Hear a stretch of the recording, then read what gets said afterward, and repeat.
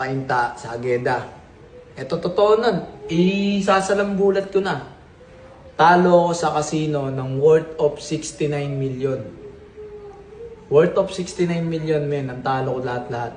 Sa Okada, Soler, sa Newport, sa COD. Lahat yan. Lahat yan pinuntahan ko. Kahit pumunta kayo ng sugalan, alam nila kung paano ako tumaya, alam nila kung paano ako magsugal. Hindi ko na nakilala yung sarili ko noon, nalulung ako sa sugal. Nalulung talaga ako. Diba? Nalulung ako sa sugal, pre. At eto, marami akong pinagkautangan.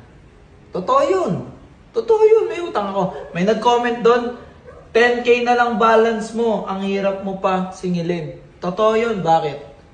Kasi kapos ako ngayon. Totoo yun. Hindi para itago ko sa inyo, hindi para magpakatago pa ako sa inyo. Totoo yun. Kapos ako talaga ako ngayon, kapos na kapos ako. 50 mil ang utang ko doon. Pre, binayaran ko yung 40, una 20. Sumunod 10. Sumunod 10 hanggang sa naka-40 ako. 10,000 na lang ang utang ko. Balance ko, hindi ko mabayaran ngayon. Totoo yun. May utang pa ako. May utang pa ako, pre. Marami akong utang. Kay Foreign Germs. May utang ako kay Foreign Germs. Totoo. Kay Norbin. Kay Norbin. May utang ako doon, pre. Kay, eto para alam nyo ayan, ilabas nyo na lahat. Oh. Kay Jonah Renz. Umutang ako dyan, pre. Yun yung mga nagpautang sa akin. Yan. Tapos, sino pa ba?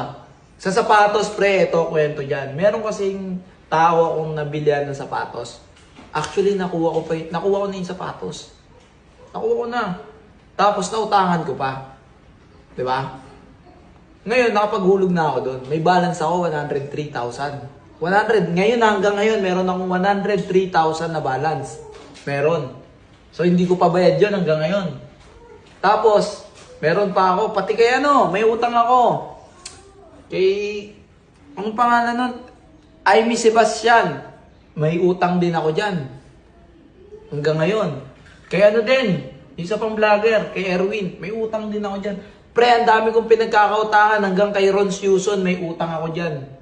Promise, tol. Pero, sabi ko nga sa inyo, sabi ko sa kanila, makabawi lang ako. 'Di ba?